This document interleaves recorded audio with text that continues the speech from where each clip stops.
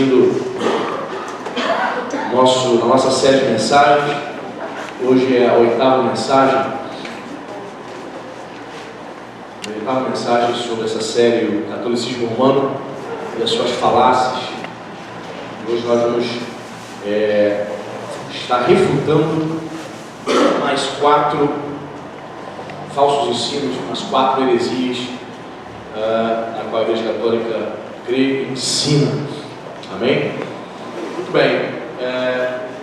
A história conta, irmãos, que no ano 1100 depois de Cristo iniciou-se na Igreja Católica a prática pecaminosa do culto aos anjos. Em muitas igrejas católicas você vai chegar e você vai perceber que existem imagens não somente dos santos, mas também você vai perceber que em muitas igrejas católicas existem imagens de anjos também. Muitas pessoas acham que a crença no anjo da guarda. Você já viu, você foi uma pessoa que acendia a vela para o seu anjo da guarda? Você já fez isso já?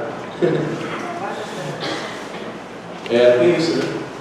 É um hábito católico, mas é interessante saber que a crença de um anjo da guarda não vem do catolicismo, é interessante, vem do judaísmo, né? Essa crença de um anjo da guarda, mas o catolicismo desenvolveu essa crença, a pessoa acende vela, pessoas têm imagem de anjos. E isso é pecado, isso é pecado. Isso é culto aos anjos, né? E eu quero usar um texto bíblico, né? Obviamente, o texto da palavra de Deus, para refutar esse falso ensino.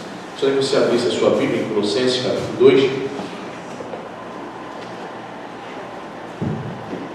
Epístola de Paulo, à igreja de Colossos. Colossenses, capítulo 2.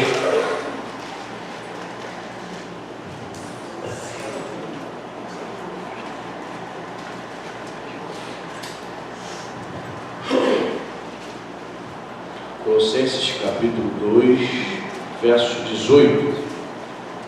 Se você achou, diga amém. Diz a palavra de Deus. Olha o que Paulo está ensinando, irmãos, para a igreja de Colossos. Ninguém se faça árbitro contra vós outros, pretextando humildade e culto aos anjos, baseando-se em visões, enfatuado, sem motivo algum, na sua mente carnal. Olha o que Paulo está dizendo. Ninguém se faça árbitro contra vós outros, pretextando humildade e culto dos anjos. Olha só. A igreja de Colossos, irmãos, estava sendo invadida por uma heresia chamada gnosticismo. E os gnósticos, gnose, né? A palavra gnosticismo vem do termo grego gnose, que significa conhecimento. Eles diziam que possuíam o verdadeiro conhecimento de Deus. Então esse grupo adentrou a igreja de Colosso, trazendo mais um falso ensino, dentre outros, que era o culto a anjos. Olha só que interessante. Então o apóstolo Paulo está dizendo, ó, ninguém venha ensinar essa doutrina para vocês. Ele vai dizer, pretextando, repita aí comigo, humildade. Essa é a sua Bíblia? Pretextando humildade. Paulo está dizendo que esses indivíduos chegavam para poder aliciar outros crentes a praticar este pecado de adoração aos cultos. Vamos lá na minha casa, lá vai ter um culto. Vai ter um culto lá, a gente vai aproveitar para fazer um culto em honra ao arcanjo Miguel e tal. Então Paulo está dizendo que eles chegavam com um pretexto de humildade. Esses falsos irmãos, eles se achegavam até os crentes verdadeiros, dando uma de muito santo, pareciam ser pessoas fiéis na congregação, na igreja, mas no fundo, eles eram falsos humildes, falsos crentes. Eles estavam arregimentando pessoas, crentes fiéis, para a prática deste pecado, do culto aos anjos. Então Paulo está dizendo aqui que a humildade deles era falsa. Outra coisa que eu vejo Paulo falando aqui, olha lá, ninguém se faça árbitro contra vós outros, pretextando humildade e culto aos anjos. Olha o que Paulo está dizendo, baseando-se em, o que está escrito aí? Baseando-se em visões. Irmãos, isso acontece muito no nosso meio pentecostal, sim ou não? Eu tive uma visagem, eu tive um sonho. Toda hora tem gente entregando visão em alguns arraiais, e geralmente essas visões não procedem de Deus. Paulo está dizendo que esses indivíduos ensinavam culto aos anjos, supostamente baseado em visões. Eu tive uma visão, eu tive um sonho, Deus me mostrou. Mostrou o quê? Me mostrou que nós devemos fazer um culto em honra ao anjo Gabriel. Pecado, heresia. Paulo está dizendo que esses falsos crentes se apresentavam com pretexto da humildade. Está dizendo que esses crentes se baseavam em supostas visões. Muitas vezes, querido, o indivíduo tem até visão. A gente não duvida que ele não tenha tido a visão. Mas a questão é, essa visão veio de Deus, da carne dela, da mente dela, ou veio de Satanás? Tem três fontes. Toda profecia, toda revelação, toda visão, todo sonho tem três fontes. Ou tem a fonte é divina, ou é diabólica, ou é carnal. Nem todo sonho que você sonha significa que é Deus que está falando com você. Às vezes você durante o dia conversou com alguém, pensou em algo, está preocupado com alguma situação, à noite você sonha com aquele fato. Certo? Então essa fonte de sonho, podemos dizer que é uma fonte que vem da sua carne, da sua mente. Existem sonhos que você percebe claramente que é um ataque satânico. Então a fonte é diabólica. Você acorda apavorado, suando frio, todo arrepiado no meio da noite. Oh meu Deus, vou orar, um ataque, é um sonho diabólico, a origem que teve no diabo. Existem sonhos que são procedentes de Deus, mas como é que eu sei que é de Deus, o diabo da minha mente? Uma coisa você tem que entender: se o sonho for de Deus, se a visão for de Deus, se a revelação vier de Deus, você não tem dúvidas. Você vai ficar com dúvida, perguntando ao pastor: pastor, interpreta para mim. Não, Deus vai te dar. Se Deus te deu o sonho para você, você que vai receber o entendimento, você vai receber a interpretação. Amém? Não tem essa. Pastor, eu tive um sonho com o jacaré comendo a cobra. O que significa? Eu vou dizer igual que o fala para Cláudia: eu não sei. Eu sou José. Então tem gente que acha que o pastor tem que saber tudo, né? Até interpretações. Tem pastor que tem o dom para interpretar, mas nem todo pastor. Entende? Então essas pessoas surgiram ali na igreja de Colosso com esse ataque: culto aos anjos, falsa humildade, baseando-se no pretexto que estavam tendo visões de Deus. Quando a pessoa fala assim, pastor, eu vou embora dessa igreja. Vai? Você orou? Deus falou comigo. Eu vou dizer que não. Geralmente Deus não fala. Geralmente Deus não falou com ela. Ela tem que por conta própria. Raramente a pessoa recebe uma direção nesse sentido. Mas vamos dizer, ela chega para mim e fala isso, para ir embora. Amém, vai embora, você é livre, né? Mas ela vai usar o argumento: Deus falou comigo. Segundo argumento: meu tempo aqui acabou. São os dois argumentos extremamente bíblicos na cabeça dela, para que o pastor não tenha nada a dizer. Você vai falar o quê? Quem sou eu para dizer, irmão? Deus falou contigo? Tchau. Deus falou contigo. Deus falou que o tempo acabou. Amém.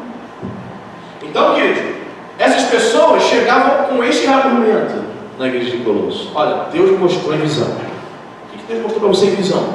Deus mostrou que nós precisamos nos reunir e fazer um culto em honra ao anjo Gabriel, ao arcanjo Miguel, culto aos anjos. E a igreja romana oficializa isso na Idade Média, no ano 1100. Ela decreta que os seus fiéis podem adorar aos anjos. Olha só, meu irmão. Hoje, nos dias de hoje, quais são as religiões que foram fundadas fora o movimento pentecostal, que muitos crentes fundam até mesmo igreja baseada em visões, né? Pastor, Deus me mostrou em visão, eu tenho que fundar uma igreja. Tchau. E aí? Quando a pessoa usa o argumento que foi Deus que falou, você não tem o que falar. Eu quero acreditar que tenha sido, né? Geralmente não. Certo? Então, quais são as religiões que foram fundadas baseadas em visões? O mormonismo. Aquela não é uma igreja mormon. É uma falsa igreja, tá, gente? É uma seita. Eles não seguem a Bíblia como única regra de fé para a sua vida. Eles possuem um livro chamado Livro de Mormon, que foi concedido, que teria sido ditado por um anjo chamado Anjo Moroni. Esse suposto anjo teria aparecido por um norte-americano chamado Joseph Smith, no final do século XIX, meados do século XIX, aliás. Teria aparecido para ele, e esse suposto anjo teria dito o seguinte para esse camarada chamado Joseph Smith. Ele disse o seguinte: Joseph, todas as igrejas estão corrompidas. Todas as igrejas. Assembleia de Deus, Batista, Presbiteriana, Metodista. Isso no século XIX, nos Estados Unidos. Todas as igrejas estão corrompidas. Eu vou estar trazendo para você o verdadeiro evangelho. Olha só. E ele aceita, ele compra porque ele inicia a igreja dele, a sua congregação, baseado nesta visão. Olha, eu tive a visão desse anjo. E ele funda essa igreja baseada no que esse suposto anjo teria ditado para ele. Esse livro, chamado Livro dos Mormons. Como é que está a igreja? O que está escrito na placa da igreja dele, pastor? Igreja de Jesus Cristo dos Santos dos Últimos Dias. Não confunda, não é uma igreja comum, é uma igreja herética. Eles ensinam que Jesus possui, que Deus possui corpo, um corpo material. Jesus vai dizer que Deus é espírito. Eles contrariam isso. Eles dizem, está registrado nesse suposto livro, nesse novo evangelho chamado Livro dos Mormons, que é um livro assim da mesma espessura mais ou menos do Novo Testamento. Nesse livro eles dizem que Jesus teria pregado, exercido seu ministério nas Américas, na América do Norte, na América Central. Olha só. Então eles têm muitas heresias. Não se engane, eles andam sempre em dupla, jovens, normalmente um brasileiro e um norte-americano, bonitinho, blusa socialzinha branca, calça preta, normalmente eles colocam um crachá para identificar o seu nome. Igreja dos Mormons é uma seita. A sede deles fica no estado de Utah, nos Estados Unidos. Então lá eles são muito fortes, lá eles formam missionários, normalmente jovens, e exportam para o mundo todo. No Brasil tem muitas igrejas mormons e é uma falsa religião. Esta igreja, esta congregação, essa igreja foi fundada baseada em visões, certo? Outro grupo que foi baseado, formado através de visões, um dos grupos também espíritas. Por exemplo, não sei se você já viu, existem centros espíritas que eles colocam um nome assim atrativo: Centro Espírita Evangelhos de São João, Centro Espírita Amado Jesus, com nomes supostamente cristãos para atrair o incauto, né? E geralmente essas pessoas vão seguir a visão, a orientação de espíritos, né? Então você vê aí que são falsas religiões. E Paulo, há 2000 anos atrás, já orientava a igreja quanto a isso. Então nos dias de hoje, meu irmão, tenha muito cuidado. Veja o que Paulo fala no final do versículo, olha só: baseando-se em visões, enfatuado, sem motivo algum na sua mente. Paulo diz que a mente desses camaradas é uma mente carnal. Então eles se orgulhavam das supostas visões. De repente até tinha realmente visões, mas a origem das visões desses gnósticos eram demoníacas. A gente nem coloca em xeque se tinha ou não. É possível que tivesse, mas a fonte da visão dos gnósticos era demoníaca, de modo que Paulo está dizendo: olha, vocês se orgulham dessas visões porque a mente de vocês é uma mente carnal. Paulo diz que esses homens não eram espirituais. Então todas as pessoas que vêm com um argumento desse, vamos cultuar a anjo. Pastor, eu acho que não existe isso hoje em dia não. Na igreja evangélica, eu nunca ouvi falar. Você pensa? Eu já vi na televisão uma igreja chamada Assembleia de Deus de Boston. Obviamente essa igreja fica em Boston, nos Estados Unidos. E eles tinham um programa na CNT há muitos anos atrás. Pastor, eu esqueci o nome do pastor. E eles lá em Boston, a igreja é composta por maioria de brasileiros, e eles tinham um programa para o Brasil, para o povo brasileiro. Eles transmitiam. E teve uma vez que eu estava assistindo para saber, eu conheci que essa igreja, que esse pastor, eu estava na televisão, era uma época que ficava sábado de manhã passando várias igrejas, vários ministérios na Rede TV, Bandeirante, aí você ficava vendo, né? Você ficava vendo ali vários ministérios. Aí o pastor pregando, no meio da pregação, ele para, irmão. Ele para e fala assim: calma, irmãos, estou sentindo aqui a presença do arcanjo Miguel. Para. Aí ele parava a pregação, ele começava assim, virava assim para o lado e começava: ok, Miguel, eu vou passar isso para a igreja. Sim. A Miguel está aqui do meu lado, está dizendo que a gente ri, mas o negócio é sério. Miguel está dizendo aqui que é para mim passar isso. Tem um dia está trazendo uma mensagem de Deus para mim, que agora a igreja tem que fazer isso. Irmão, o que é isso? Diabólico. Eu quero dizer para os irmãos, quero ensinar para você nessa manhã, que a igreja de Jesus Cristo, ela é guiada pelo Espírito Santo, não por arcanjos. Amém? a igreja de Jesus Cristo é guiada pelo Espírito de Deus, não por supostas aparições e visões ou orientações angelicais. Paulo está dizendo lá em Gálatas capítulo 1, né? Ainda que um anjo vindo do céu vos anuncie outro evangelho, vindo do céu, ainda que esse anjo seja supostamente Deus, mas se ele anunciar outro evangelho, seja esse anjo anátema. Vê comigo, anátema. Você sabe o que significa anátema? Não. Anátema, a palavra anátema significa maldito. Seja esse anjo amaldiçoado. Portanto, queridos, muito cuidado. No meio pentecostal, eu me lembro, você lembra daquele cantor Jorginho Xerém? Contempla esse varão que chegou agora, abra a boca, irmão, e deu glória. Então a gente tinha essas canções, Corinho de Fogo, e eu conheci irmãos que iam nos cultos, né, onde estavam ali cantando. Então, pessoal, as igrejas assembleias enchiam onde ele ia, não somente para vê-lo cantar, mas porque ele entregava revelação, profecia e tal, o tempo todo. Irmão, segura aí, onde está passando aqui agora? Onde está passando com a bandeja na mão, e bandeja para cá e bandeja para lá, irmão. Bandeja eu acho que é só a Santa Ceia que eu conheço, irmão. E bandeja para cá, bandeja. Então as pessoas, veja bem, o que acontece? Tem algum mal nisso, pastor? Eu penso que sim, irmão. Porque geralmente nesses lugares não há ensino da palavra. Há um incentivo aos indivíduos ficarem vindo aos cultos com esse pretexto que vou ver o anjo, que a bandeja vai passar, que a chave da vitória está descendo. Essas pessoas são analfabetas espiritualmente, são analfabetas biblicamente, são geralmente crentes imaturos, não têm um entendimento, são confusas. Quando o vento de doutrina vem passando, são levadas por todo tipo de erro e heresia. Percebe? Ainda mais quando o pregador, quando o cantor incentiva. Ó, o anjo está passando aqui, segura. Ó, Ana, tem um anjo atrás de você, uma asa grande. É anjo 3 metros de altura, uma asa bonita, está batendo ali. Sentiu não, mano? Então os camaradas, eles exploram as emoções. Esses indivíduos exploram. Imagina, irmão, eu estou aqui pregando, e do lado fala assim, irmã Márcia, tem um anjo aqui atrás da senhora. Ele está com suas asas abertas, protegendo a irmã.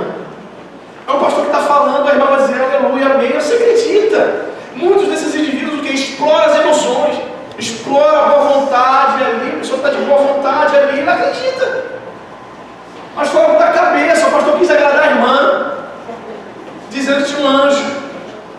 Então, querido, essas pessoas geralmente são muito fraquinhas em termos de Bíblia, não sabem explicar acerca da fé, mas falou de anjo, de bandeja, de chave da vitória, rodopiou, o anjo bateu asa. Então são igrejas movidas por essas emoções, sabe? Chega até mesmo, claramente você percebe o culto aos anjos nessas igrejas, infelizmente. E Paulo rechaçou isso, Paulo refutou isso há mais de 2000 anos atrás. Amém, queridos? Fiquemos atentos, fique atento.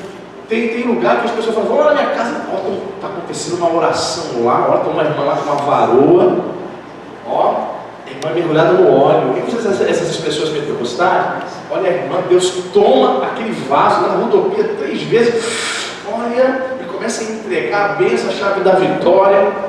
Aí tu vai nesse lugar, tem 3 horas de gritaria, e em nenhum momento abre a Bíblia para ensinar o povo de Deus. A maior de todas as profecias é a palavra de Deus, é a Bíblia, meu irmão. Ame a palavra de Deus, ame as Escrituras, muito cuidado com essas superstições gospel, muito cuidado em nome de Jesus. Então, a Igreja Católica tem como oficialmente um culto aos anjos, infelizmente. Muito bem. Segunda heresia. No ano de 1186, depois de Cristo, obviamente, temos o surgimento da chamada Santa entre aspas, Santa Inquisição, que era um tribunal religioso que condenava a morte, tá? Geralmente a fogueira. Condenava todo aquele que era contra os dogmas, os ensinos do catolicismo. Se você chegasse assim, numa aldeia, uma vila da Idade Média, uma aldeia na Alemanha, na Inglaterra, e comentasse, eu acho que eu estava lendo a Bíblia, e pela palavra de Deus eu entendi que Maria não é minha mediadora não, a Bíblia diz que é Jesus. Querido, se você comentasse isso, camarada, o que você está dizendo mesmo, Luciano? Repete para mim de novo aí. Se tivesse um gravador, um celular. Não, eu penso que só Jesus que é o único mediador. Tá.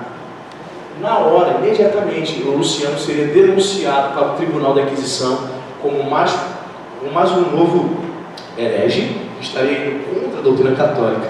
Ele seria, normalmente, um tribunal da Inquisição. Chegaria um bispo ou um padre na casa dele com guardas armados, chegaria na casa dele e diria o seguinte, não perguntaria, Luciano, não é verdade que você falou isso? Ele já ia dizer, a sentença já estava sendo declarada. Diria o seguinte, Luciano, você está sendo acusado de heresia, todos os seus bens serão confiscados agora e você será condenado pelo tribunal. Aí eles faziam um auto de fé, que era só um teatro para mostrar que estava havendo algum julgamento, mas não havia um julgamento decente. As pessoas já estavam condenadas à morte mesmo, e essas pessoas eram condenadas à fogueira, mortas por supostas heresias, porque na verdade discordou com o dogma católico. Coisa terrível, milhares e milhares de pessoas morreram na Idade Média por conta disso. E eles tomavam todos os bens, se fosse um comerciante, tomavam o comércio dele, tomavam a fortuna dele, tomavam a casa. A Igreja Católica ficou muito rica na Idade Média por conta disso. Confiscava os bens dessas pessoas, dos camponeses, dos artesãos, dos nobres, matava os indivíduos, certo? Eliminava como heresia o indivíduo como herege. Então a Igreja Católica, ela matou muita gente. Então começa no século XII essa Inquisição, e ela oficialmente termina no século XIX. Foram mais de 500 anos. E a história conta que a Inquisição chegou também aqui no Brasil colônia. Ali pelos meados do século XVI, 1520, 1540, no Brasil colônia a Inquisição chegou. Mas a Inquisição Católica chegou perseguindo quem? Brasileiro? Índio? Não. Alguns judeus. Porque a Inquisição obrigava os judeus a se converterem ao catolicismo. Se eles não se convertessem, eles seriam mortos, condenados por heresia. E alguns judeus chegaram sim ao período colonial aqui no Brasil, vieram com outros portugueses, e a Inquisição começou a caçar esses judeus. Aonde? Pernambuco, geralmente, Bahia, aonde praticamente a nossa colonização começou, né? Bahia, Pernambuco, Rio de Janeiro, né? Começou a perseguir alguns judeus, mas não foi muito para frente. Mas onde o negócio ficou feio, estreito, foi na Espanha. Na Espanha tivemos depois você entra para pesquisar sobre esse cara, um padre chamado Torquemada. O nome do cara, Torquemada. Ele é um cara mais temido na Idade Média, o padre mais temido. Ele mandou matar, foi o cara que mandou matar mais gente no período da Inquisição.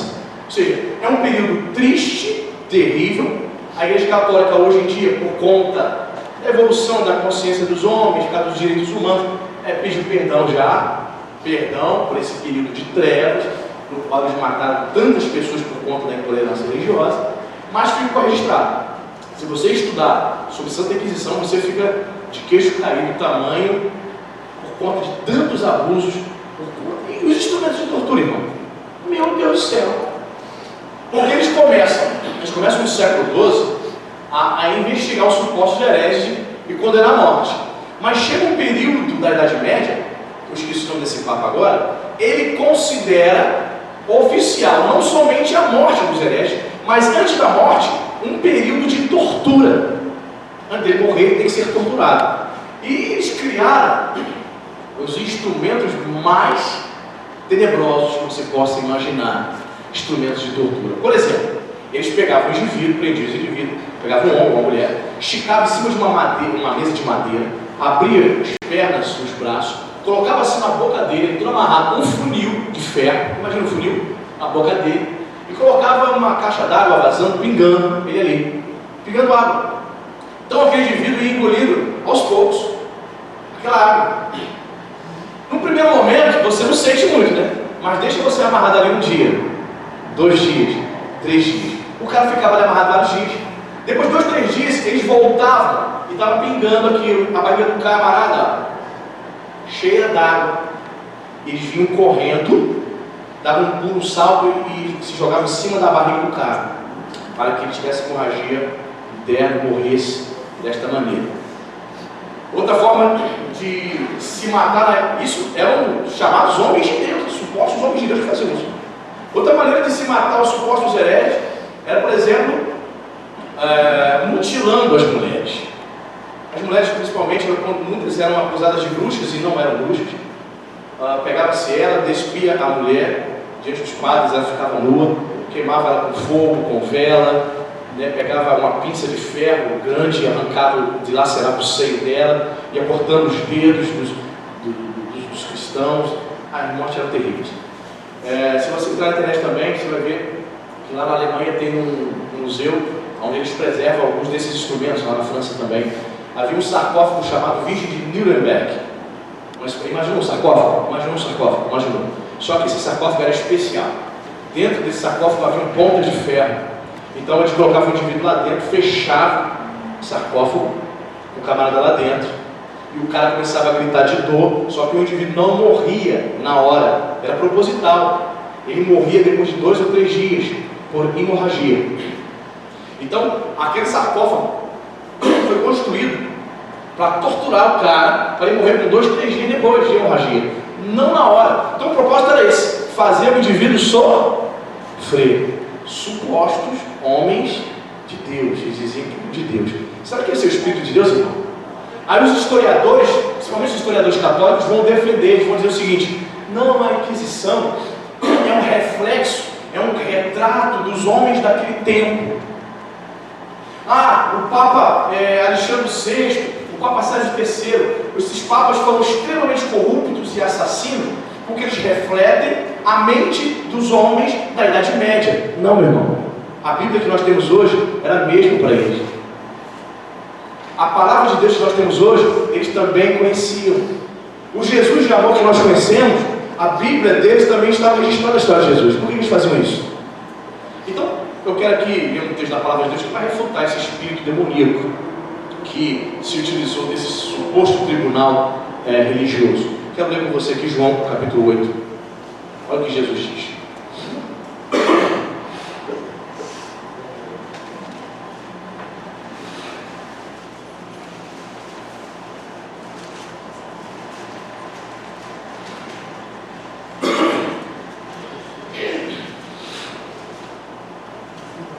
A gente conhece a história de Martinho Lutero. Martinho Lutero, por pouco, irmãos, ele não foi preso ou condenado por heresia, não foi condenado à morte, por muito pouco. É porque ele conseguiu fugir, né? Ele foi sequestrado, entre aspas, por um príncipe alemão que o escondeu dentro de um castelo por muitos anos, só para ele não ser morto. Então ele aproveita que fica aquele período, se não estou equivocado, 2, 3 anos escondido no castelo. É exatamente nesse período que Martinho Lutero começa a fazer a tradução da Bíblia para o alemão. Que se ele não tivesse sido escondido por esse príncipe saxão, né? Se ele não tivesse sido escondido, certamente ele teria sido morto pela Inquisição. Porque ele já tinha sido excomungado pelo Papa Leão X. Ele já tinha sido considerado um herege e já tinha sido excomungado. E quando ele recebe a bula, lá em Wittenberg, lá na Alemanha, quando Martinho Lutero recebe a bula papal, onde aquela bula dizia que estava sendo expulso oficialmente da Igreja Católica, sabe o que ele faz? Você leu a história? O que ele faz? O que ele faz? Ele faz uma fogueirinha no meio da praça e queima. O que eu faço aqui com sua bula, Papa? Então ele já tinha jogado a toalha e viu que não tinha condições de continuar na Igreja Católica por conta de tanta divergência doutrinária, né? João capítulo 8, olha só o que Jesus fala a respeito dos fariseus. Olha o que Jesus fala: eu falo das coisas que vi junto de meu Pai, vós, porém, fazeis o que vistes em vosso Pai. Então lhe responderam: nosso Pai é Abraão. Disse-lhe Jesus: se sois filhos de Abraão, praticai as obras de Abraão. Mas agora procurais matar-me, a mim que vos tenho falado a verdade que ouvi de Deus. Assim não procedeu Abraão. Vamos ler todos juntos o versículo 40? Mas agora procurais matar-me, a mim que vos tenho falado a que ouvi de Deus. Assim não procedeu. Viu? Os fariseus estavam reclamando a morte de Jesus. O mesmo demônio, o mesmo espírito que havia nos inquisitores, certo? Aí Jesus está dizendo assim: se vocês são filhos de Abraão, como vocês ficam se gabando, vocês devem praticar as obras de Abraão. bondade, fé, justiça. Mas o que eu estou vendo aí são as obras de Abraão. Aí Jesus vai dizer, ó, vocês, mas agora, o que vocês estão procurando fazer? Vocês estão procurando me matar, porque eu tenho falado a... Meu irmão, quando tu fala a verdade, você desperta a ira, não desperta? O pastor, o pregador que hoje, no século XXI, quer falar a verdade, ele perde amigo, perde ovelha, perde muita gente. Que a verdade confronta. A verdade confronta os nossos pecados. E Jesus, por falar a verdade, foi odiado. E não somente odiado, tramaram a morte dele. Irmãos, é muito fácil para nós pastores chegarmos aqui e ficarmos enchendo linguiça, trazendo palavras que agradem a você. É muito fácil chegar aqui para não perder ovelha, para não ganhar antipatia de algumas pessoas, eu chegar aqui e falar coisas que agradam a você. Eu sei o que agrada a você. Sou teu pastor, você é meu ovelha. Você está aqui comigo há alguns anos, já dá para te conhecer, assim como você me conhece. Certo? Então eu sei muito bem o que agrada a você. Eu sei muito bem o que agrada a tua carne. Eu poderia ser um pastor que só estivesse interessado somente em dinheiro. E poderia seguir a linha neopentecostal. Poderia chegar aqui, como muitos movimentos que existem aí, falar coisas que agradam a você. A igreja estaria cheia, não perderia ovelha. Perdi muita ovelha aqui, porque eu falei, eu tive que falar a verdade. Ficaram chateadinhos, não gostaram, porque a verdade dói. Como não podem me matar, não porque eu sou indestrutível, não vai me matar porque tem necessidade, mas vai contra a verdade que foi dita. Mas o que a pessoa fala é, tipo assim, eu vou embora, né? Não quero mais te ouvir, é o direito dela. Mas veja o que eles estavam fazendo aqui com Jesus. O mesmo demônio, o mesmo espírito que havia nos inquisidores, estava presente também nos fariseus, esses líderes religiosos. E me chama a atenção esse fato. Vocês procuram me matar porque eu tenho falado a verdade. Meu Deus do céu. A verdade é que eu ouvi de Deus. Assim não procedeu Abraão. Abraão se comportou desta maneira. E vocês ficam se gabando, Jesus dizendo. Vocês ficam se gabando que são descendentes de Abraão. E os judeus se orgulham muito disso. Somos descendentes de Abraão. Ó, meu sangue, o fato do sangue de Abraão correr no meu sangue aqui no meu braço, isso me garante a salvação. Eles acreditavam nessa falácia. O simples fato de ser um judeu, a salvação estivesse garantida. E Jesus desconstrói esse mito. Jesus desconstrói essa falácia, esse entendimento equivocado dele, dizendo a verdade. Né? E o versículo 44, olha a verdade, uma das verdades que Jesus falou para os religiosos. Olha o que Jesus diz no verso 44. Vocês são do diabo. O diabo que é o vosso pai, querer satisfazer os desejos. Ele foi homicida desde o princípio, jamais se firmou na verdade, porque nele não há verdade. Quando ele profere mentira, fala do que ele é próprio, porque é mentiroso e pai da mentira. Irmão, isso é uma palavra forte, irmão. Imagina Jesus, aquele carpinteiro de Nazaré, que as pessoas estavam seguindo, chamando de rabino, do nada chega para os principais estudiosos, teólogos daquele tempo e diz assim: olha, vocês, o pai de vocês é o diabo, o capeta. Meu Deus do céu! Jesus decretou a sentença de morte, irmão. A verdade, para se falar a verdade hoje, paga-se um grande preço. Mais uma vez eu volto a essa questão pastoral. O sonho de todo pastor é ver a sua igreja cheia. O sonho que eu tenho é ver todas as 130 e poucas cadeiras aqui domingo de noite, para o principal culto cheio. Esse é um sonho, pregar para o maior número de pessoas possível. É um sonho. Mas eu não posso abrir mão da verdade. Para ver se a igreja é cheia, eu não posso abrir mão, sabe, de preceitos da palavra de Deus. Eu tenho que falar a verdade. E a verdade vai doer. A pessoa chega aqui pela primeira vez, ela estranha em alguns momentos. Palavra, confrontando. Nunca mais volta. Quantas famílias já chegaram aqui? Bom louvor, a receptividade dos irmãos. Pastor, quando o senhor começou a pregar, pronto, só nunca mais voltou. Por quê? Porque eu não sou bíblico? Porque eu não estou me baseando na palavra? Pelo contrário, porque eu me baseio na palavra de Deus. Porque as pessoas aí fora não estão acostumadas. Elas não estão acostumadas a serem confrontadas. Paga-se um preço muito grande por falar a verdade. Jesus pagou com a vida. Talvez nós, pastores, que queiramos falar a verdade, nós não paguemos com a vida. Paguemos com cultos vazios, paguemos com bons dizimistas ir embora, paguemos com famílias bonitas, não é costume de pregação não, vou meter o pé, uma igreja mais light. Vai! Paga-se um preço muito grande.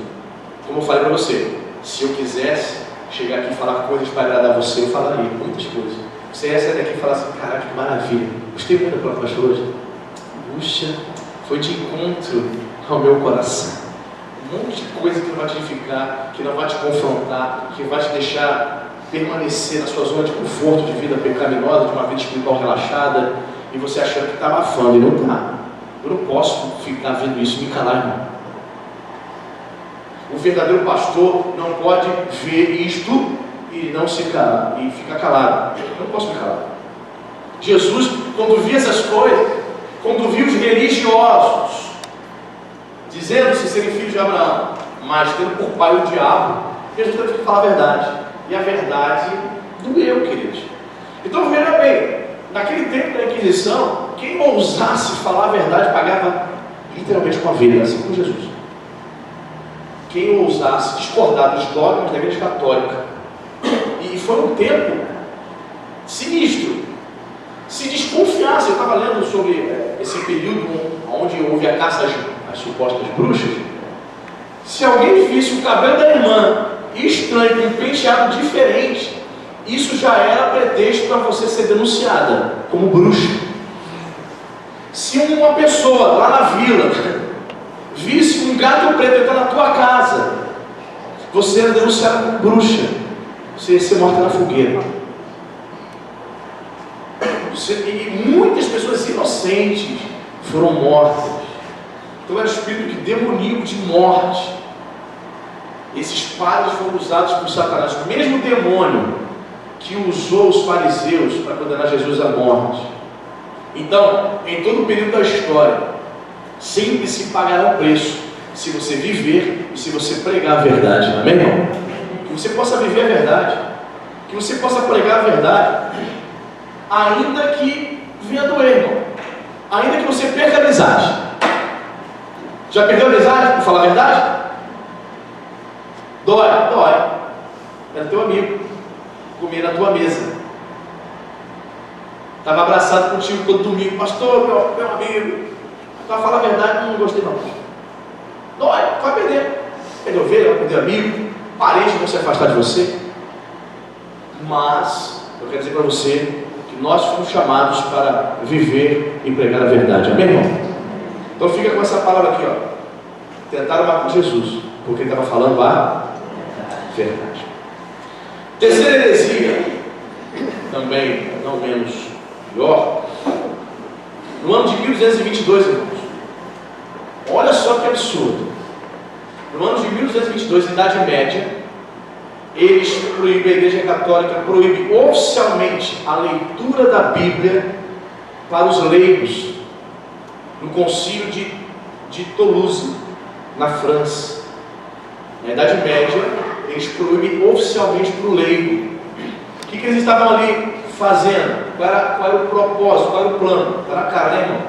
Eles não queriam que o povo lesse o que há, a Bíblia, para não refutar os pecados que os padres, que os papas, os bispos cardeais praticavam.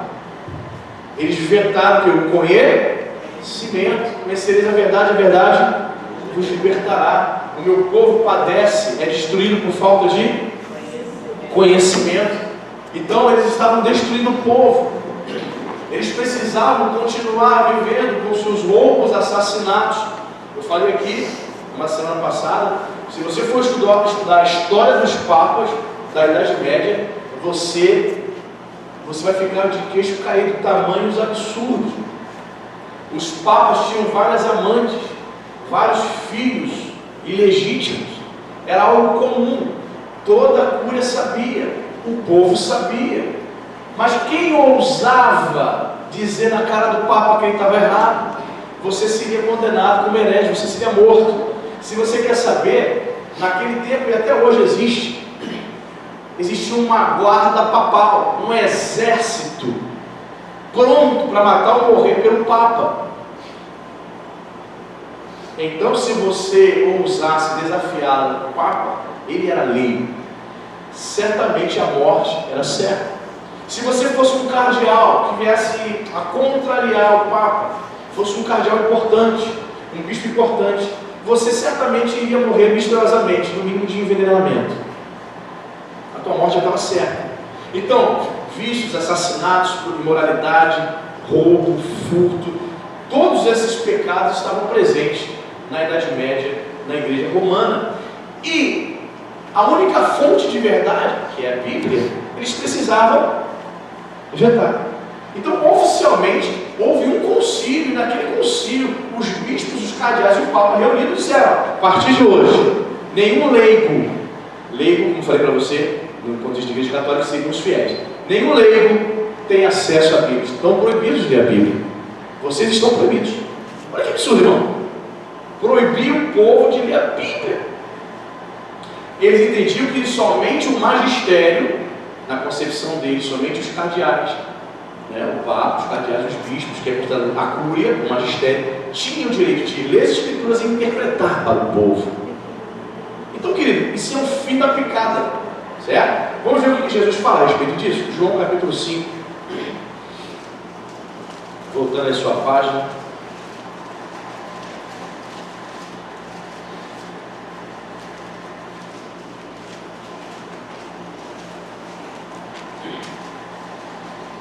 João 5,39. Jesus vai dizer o seguinte: examinais as Escrituras, porque julgais ter nelas a vida eterna, e são elas mesmas que testificam de mim. Essa palavra grega, examinai, ela vem da palavra grega chamada erinahu, que significa buscar, busquem, investiguem. Olha só, interessante, né? O estudo das Escrituras, irmãos, deverá resultar numa fé genuína em Cristo Jesus. Por isso que Jesus está dizendo: examinem, investiguem. Você já brincou de detetive quando era criança? Já? Não? Não? Já brincou de detetive? Você procurar alguma coisa, aí você pegava aquela lupa e ficava brincando de detetive.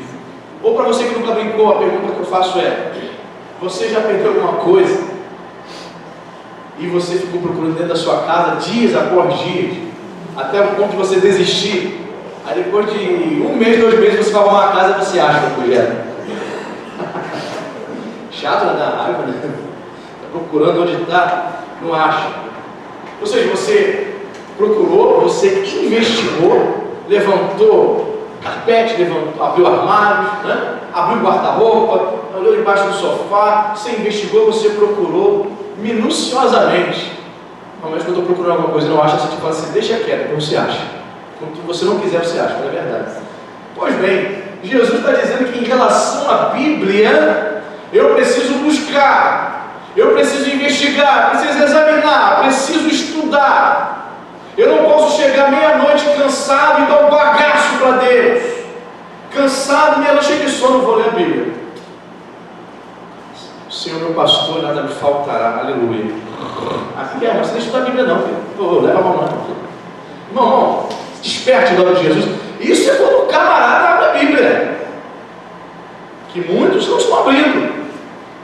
Jesus está dizendo para você: examina, meu filho, investigue, estude, ainda que seja um versículo, se detenha nele, estude o lugar, quem escreveu, por que escreveu, o que está falando para mim, o que falou para os ouvintes originais. Hermenêutica, né? Você que está fazendo aí, está sabendo.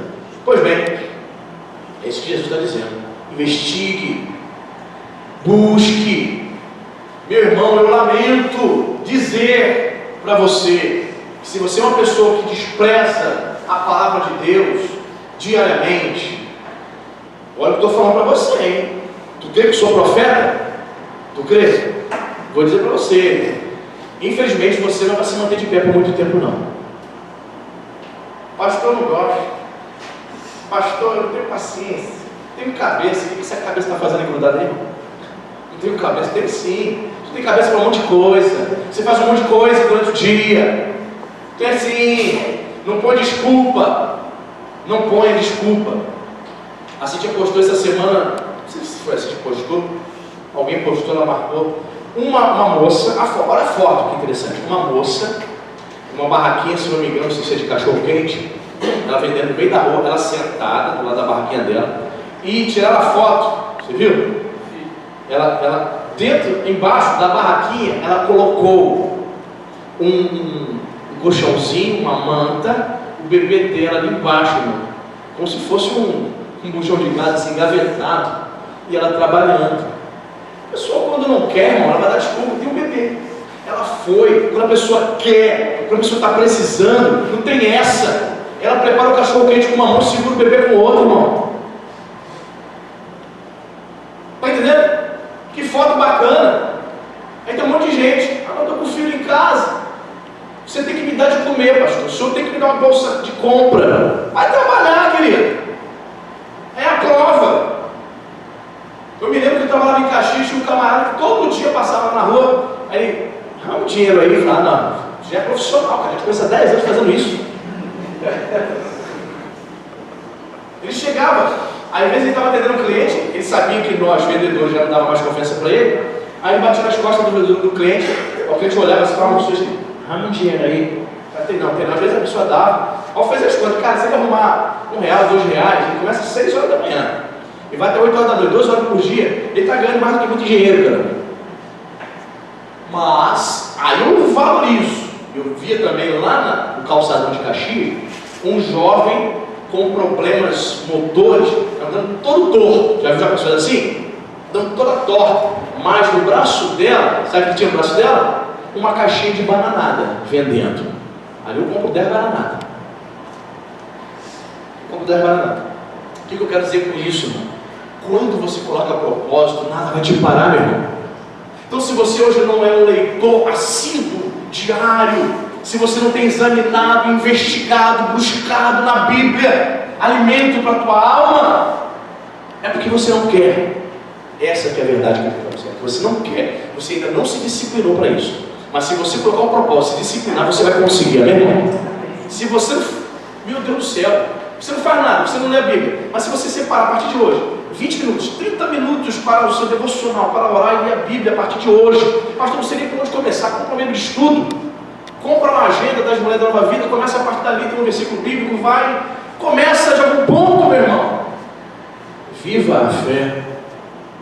Os teus filhos vão ser bênção na tua casa, os teus filhos vão ver que você ora, que você lê a Bíblia. Tem muito casal abençoado, gente bacana, vem aqui na igreja, mas os filhos não veem os pais tendo vida com Deus dentro do lar, não vê os pais orando nem lendo a Bíblia. Essa criança também vai crescer sem temor. Essa criança vê e vai viver a mesma vida que os pais vivem, uma vida relaxada espiritualmente. A tendência é esse jovem não se firmar, ele não vê piedade dentro do seu lar. Você está entendendo, meu irmão? Um dos maiores exemplos que nós podemos dar para os nossos filhos é este. Ele precisa ver você orando, ele precisa ver você de joelhos dobrados, com o teu esposo, com a tua esposa, clamando e buscando o nome de Jesus, amém? Ele precisa ver você falando da Bíblia, falando das coisas de Deus, não fazendo fofoca dentro da sua casa, falando da igreja, falando mal dos irmãos, mas falando dos personagens bíblicos, falando da pregação, o quanto a mensagem te abençoou. Mas os crentes do século XXI estão tomando um rumo muito complicado, muito estranho, que está trazendo doença espiritual. Infelizmente, daqui a 3, 5 anos eu não verei mais esse crente presente, cultuando a Deus, porque está semeando, ele está semeando na carne. Quando você negligencia a oração e Bíblia, você está vivendo na carne, mente carnal. Aí você vem para a igreja e tenta ser espiritual por 2 horas de culto, não consegue. Você não vai conseguir. Você está tentando construir e pintar um quadro que é uma fraude. Você não consegue, irmão. Imagina, você já imaginou um pastor? De domingo a domingo, já imaginou a vida do pastor? Imagina se minha vida só fosse chegar aqui e pregar. Eu não tivesse vida com Deus. Se na minha casa eu não examinasse e investigasse as Escrituras. Se na minha casa eu não prostrasse o meu joelho para buscar Deus. Imagina. O que teria já acontecido com essa igreja? Você imaginou não? Eu nem quero imaginar. Se eu não tivesse vida com Deus. Então a nossa vida com Deus não se limita apenas ao culto. Vai além. Vai ao nível de consagração maior. Você precisa jejuar. Vai ficar com dor de cabeça? Vai rebarrancar? Ok, faz parte. Mas você precisa se consagrar. Você precisa fazer propósito com Deus. Você precisa, quando o pastor fazer um culto de uma mini vigília, algo diferente, poxa, você tem que ser o primeiro a chegar. Eu quero mais de Deus.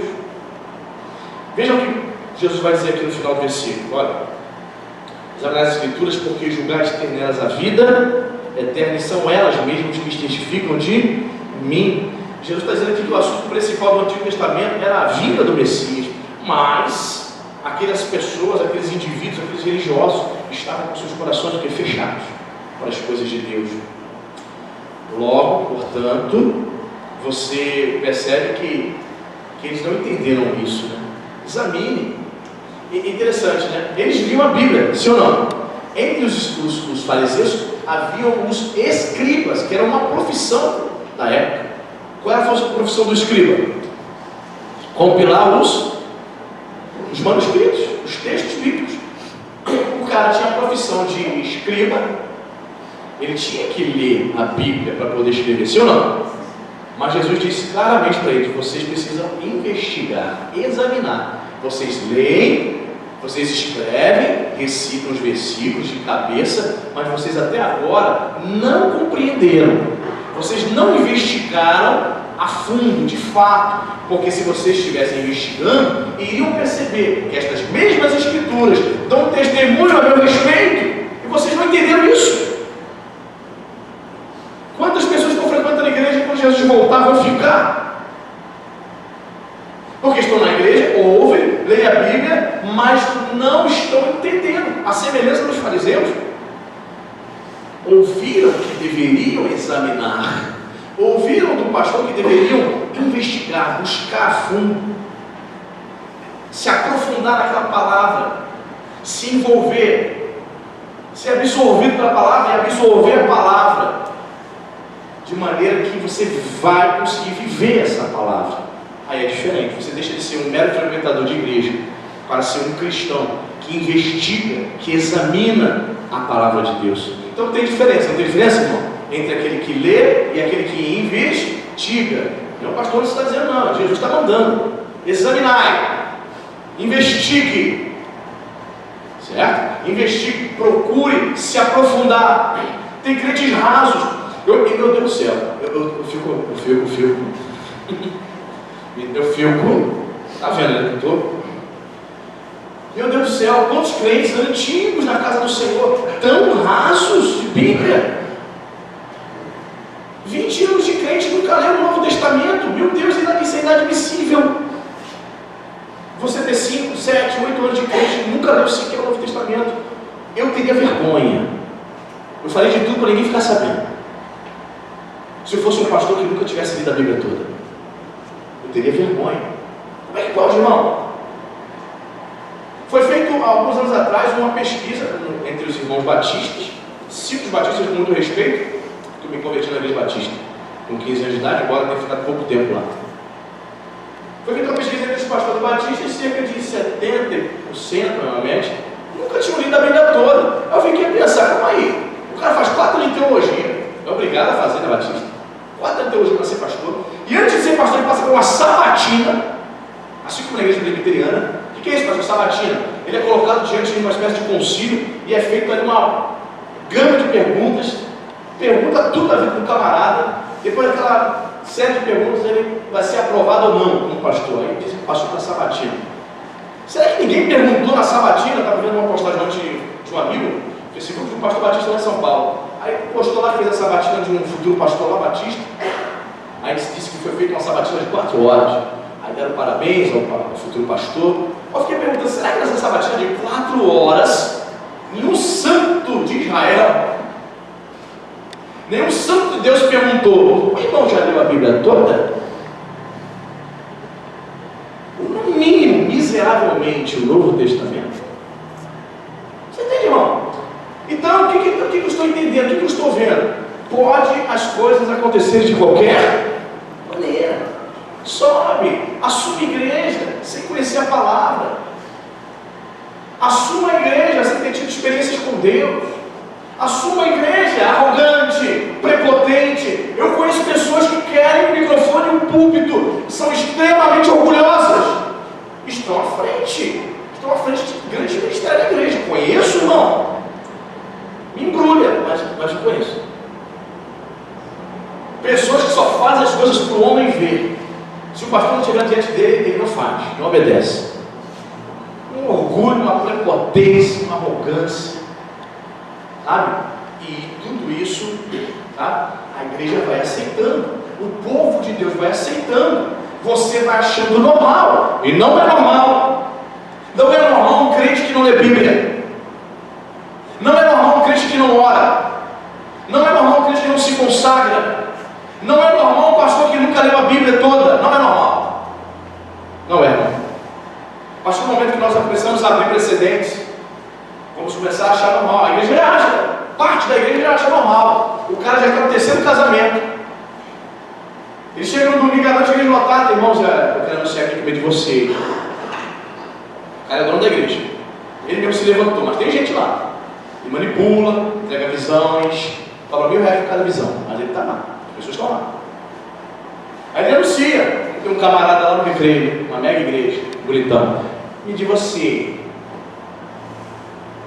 Igreja, que pena. Amém, vamos orar com o pastor. E ele continua andando todo bonitão. Certo? A mulher dele foi para a Baixada Fluminense, abriu a igreja dela e ele continua. Não tem ninguém para dizer assim: meu filho, você está doente. Você está com um problema. Um divórcio não é normal. Um divórcio não é normal, ainda mais de um casal de líderes de igreja. No mínimo ele tinha que ficar o quê? Sentadinho. No mínimo, sendo tratado pelo Espírito Santo de Deus. Ah não, a igreja dele continua pastoreando. Continua entregando as suas falácias, a teologia da prosperidade, etc. E a igreja acha normal. Se as pessoas não achassem normal, as pessoas não ficariam ali. Kleber Lucas, no quarto casamento, quer ser pastor, quer continuar sendo pastor. O povo que segue ele acha normal. Mas por que Kleber Lucas se junta? Caio Fábio. Kleber Lucas levou quem para pregar na igreja dele na Barra? Padre Fábio de Mello. Eu não vou dar um púlpito para um padre trazer uma palavra para a minha igreja. Eu estou maluco? Pois é, esses camaradas que têm a mente carnal estão. A igreja, os rebeldes, seguidores de Caio Fábio na internet, desigrejados, vão para a igreja dele. Porque lá encontra alguém que não é submisso ao Espírito Santo. Então ele se identifica.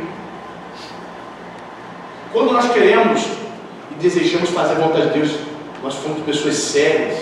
A gente vai estar no lugar onde o pastor é sério, Deus de Deus é sério. Quando eu estou congregando uma igreja bagunça, tudo é permitido, a moda, vamos embora, o cara fica 3 meses ausente da igreja e sobe do nada, vem tocar bateria, eu não falo nada. Aí, nossa, pastor é bom pra caramba, bacana, hein? Quem é que fica nessas igrejas? É o camarada que vê o reflexo dele no pastor, é igualzinho. É igualzinho. O camarada não prega contra pecado, pregar sobre pecado, e até diz: não, pastor, eu evito pregar sobre pecado porque as pessoas ficam ofendidas, né? Não é bom, né? Falar sobre o inferno? Jamais, isso aí é coisa ultrapassada. Posso falar, não, senão a gente espanta a clientela. Irmãos, não é normal. Você tem que ficar muito atento.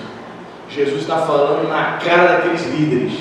Vocês, escribas que ficam escrevendo a Bíblia aí, vocês precisam examinar as Escrituras.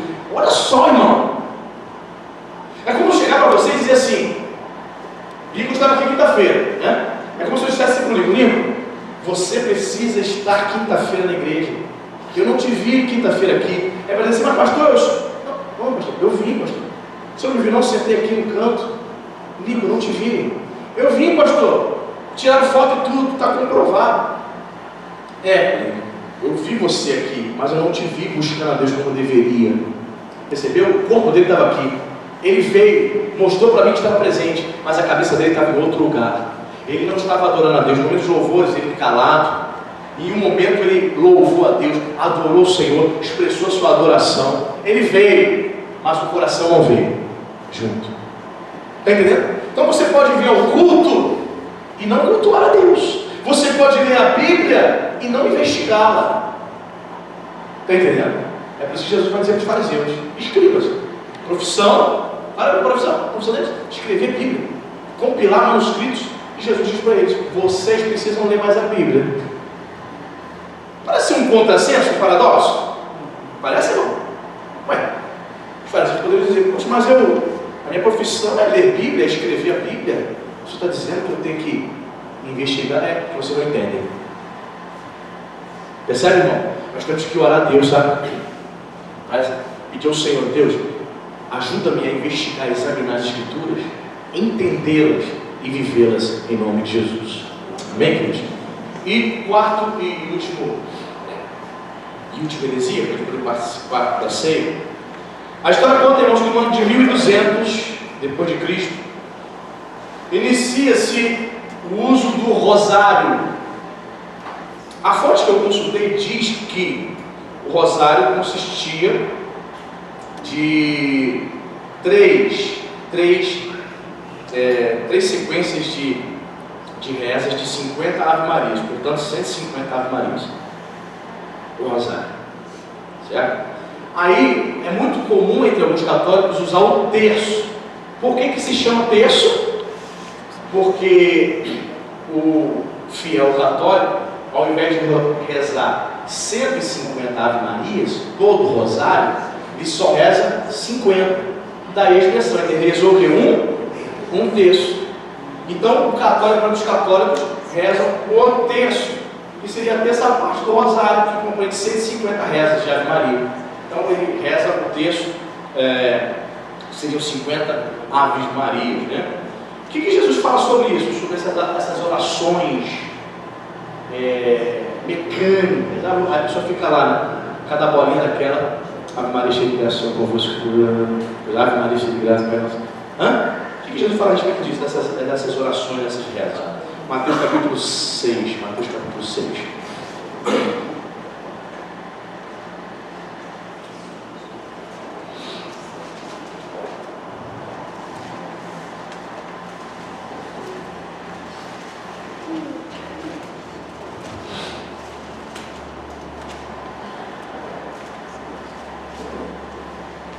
Mateus 6, 7.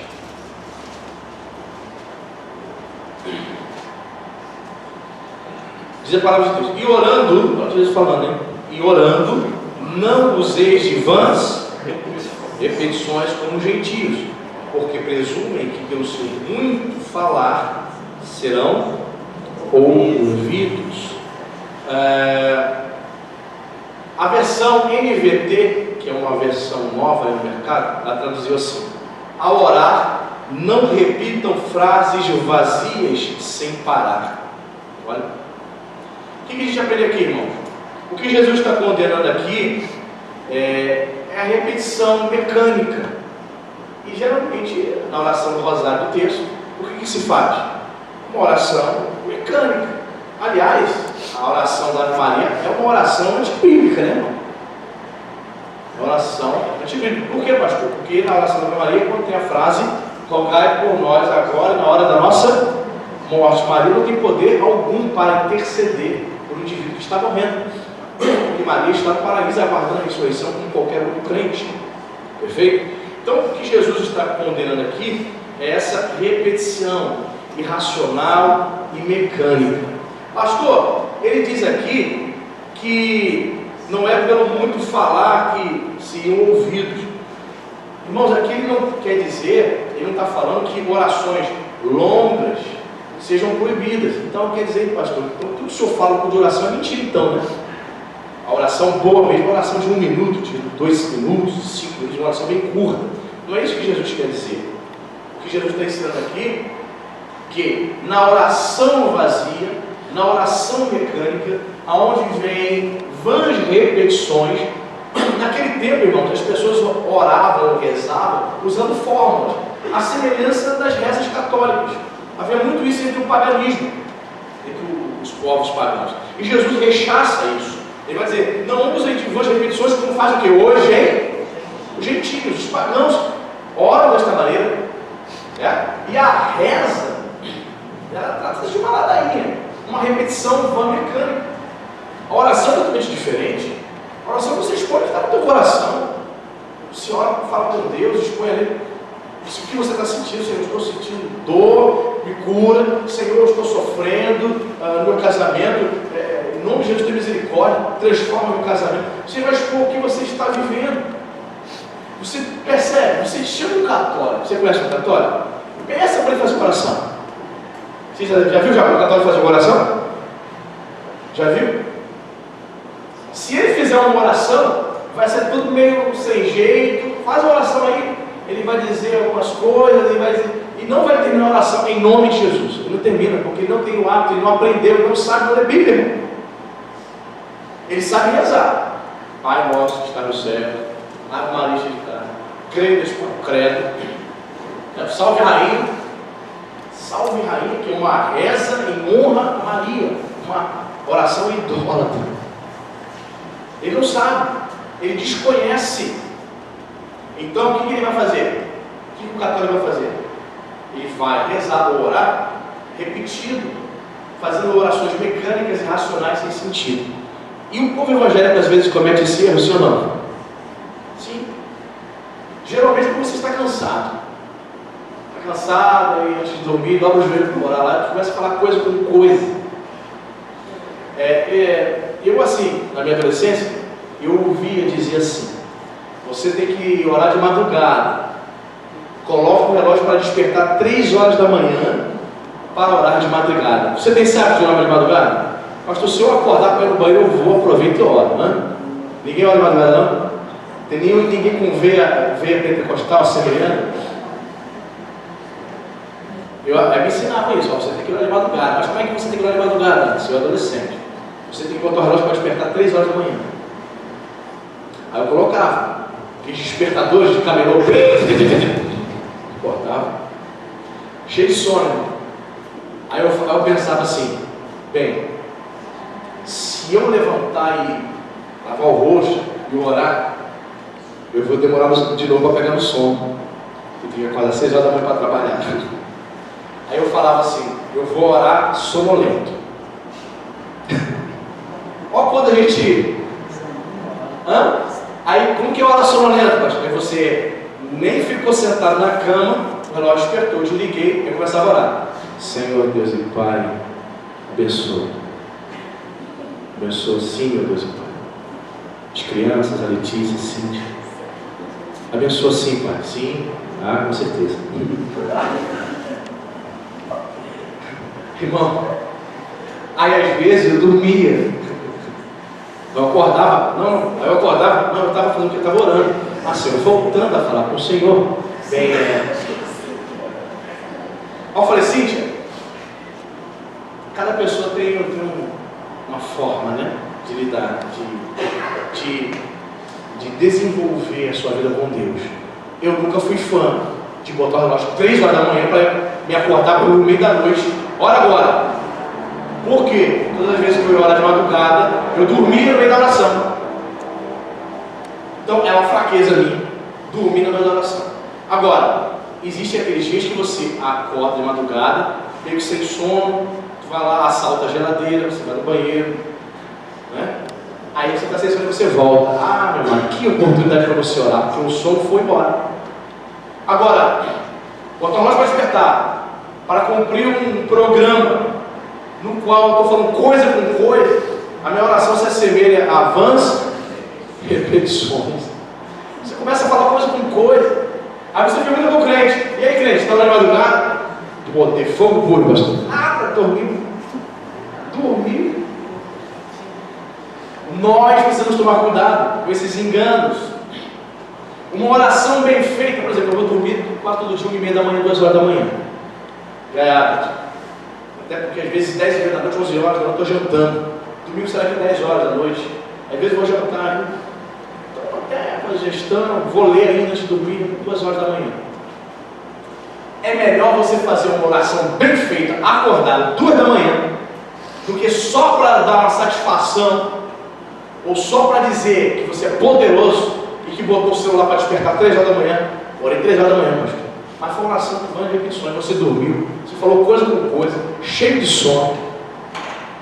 Então, queridos, a gente precisa também tirar alguns mitos do nosso meio.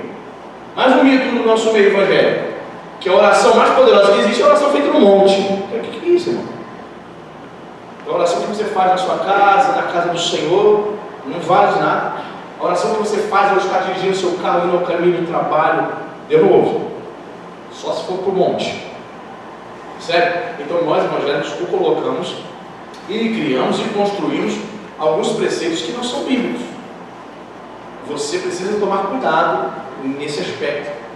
E os católicos, já que não vivem a palavra, já que não sabem o que é ter comunhão com o Espírito Santo, não são dirigidos pelo Espírito de Deus, porque se uma pessoa guiada pelo Espírito de Deus não se prostra diante da imagem.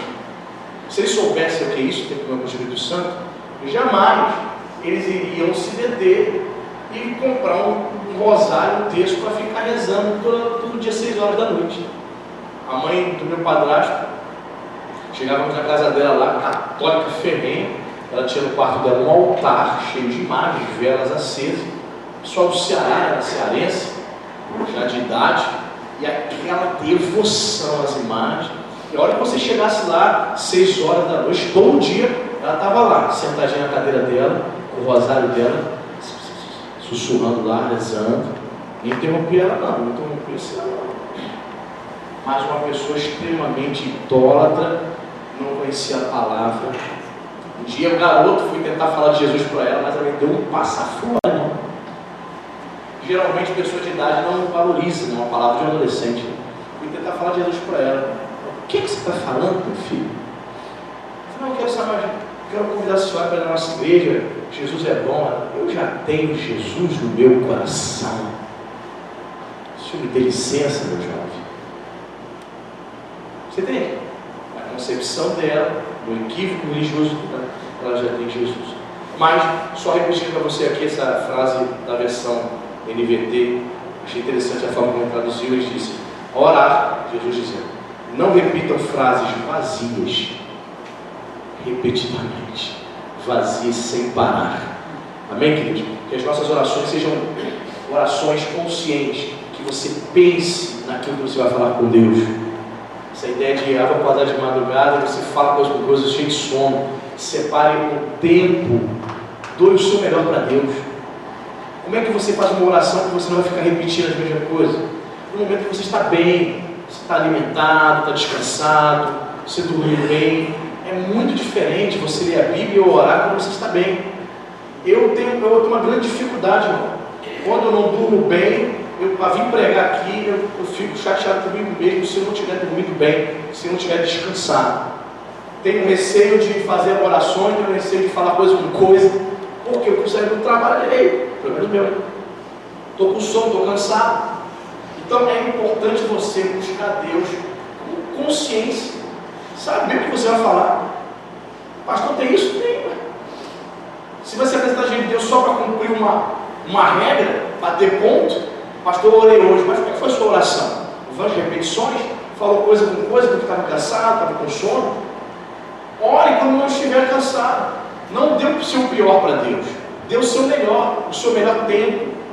Imagine você ler a Bíblia com sono meia hora, e imagine você ler a Bíblia sem sono, tendo descansado 15 minutos. Certamente você vai perceber que aqueles 15 minutos foi muito mais proveitoso do que ler a Bíblia com sono 30 minutos, certamente. Então, procure ter uma vida devocional, comunhão com Deus, de forma lógica, de forma equilibrada, de forma consciente. Amém, queridos?